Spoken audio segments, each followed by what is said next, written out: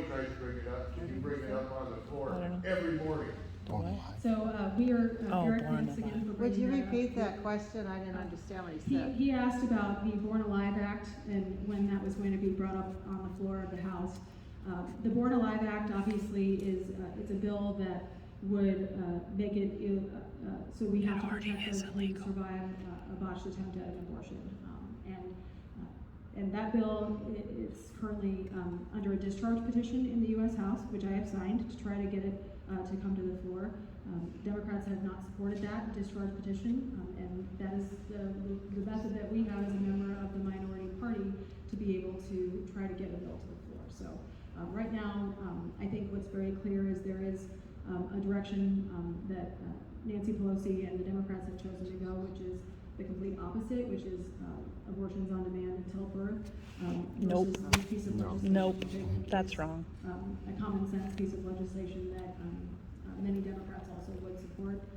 So I will continue to push for it. I think it's a piece of legislation we absolutely should pass and have moving forward. What's the numbers to get to the discharge?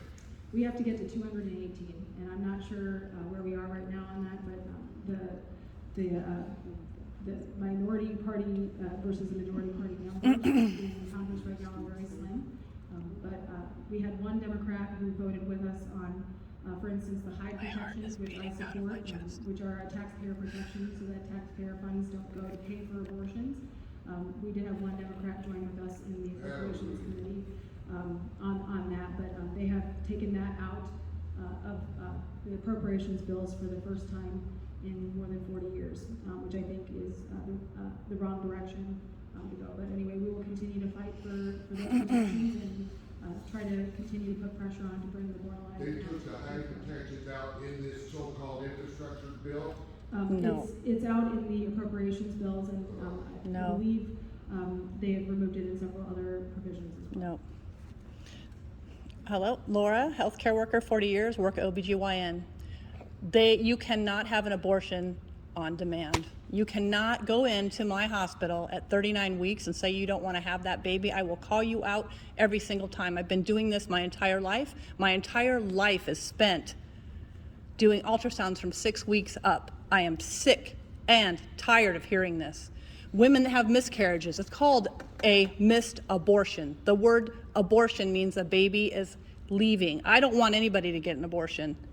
But when people have a miscarriage, that terminology is abortion. So when you outlaw, like Texas abortion, the word abortion, when they're going into a hospital and they're having a miscarriage, those women can be held accountable for that and put in jail. I'm tired of that being that shouldn't be a party line thing. That should be a human thing.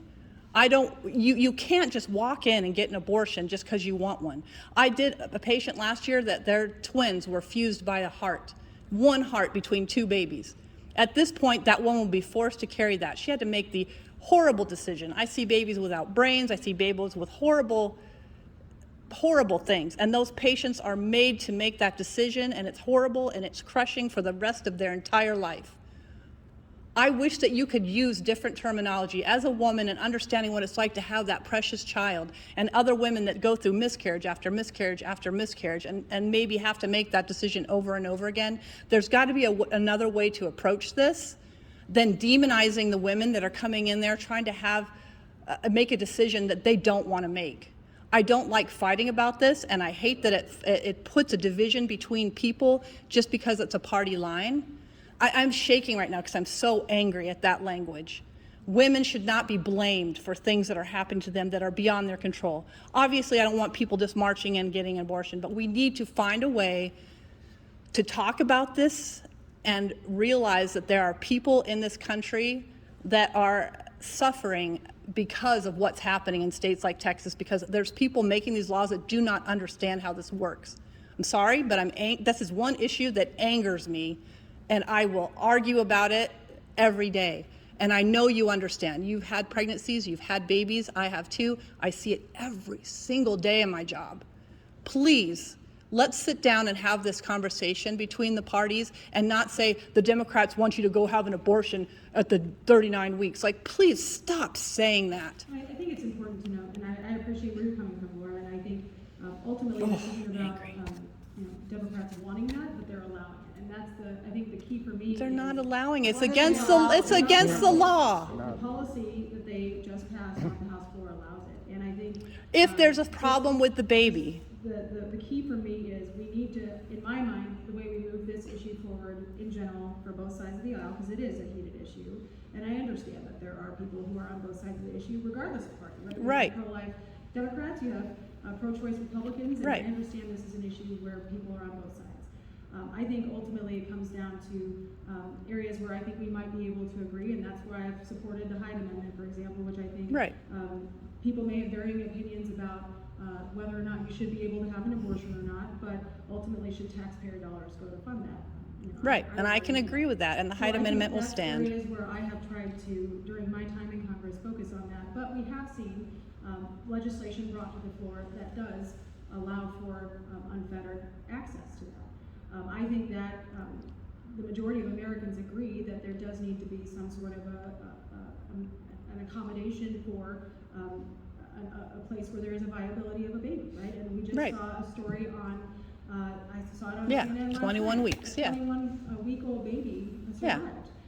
And to me, that is heartbreaking when I think about It was born early. that would be allowed and somebody could make that decision and we could protect life. So I think that there's a lot of conversation we can have, but we need to be cognizant of the fact of what these policies do allow.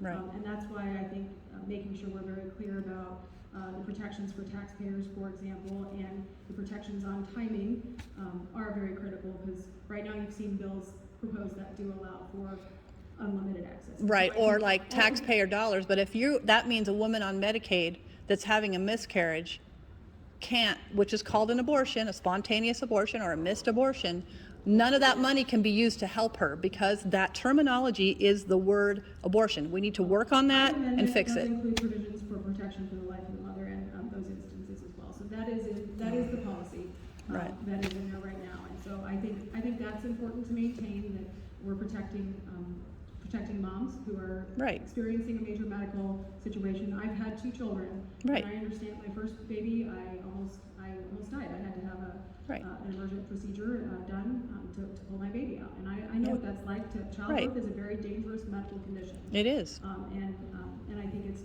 absolutely critical that we continue to have a civil conversation about it, because Yeah. I think that's what people deserve in terms of areas of public policy, whether it's abortion or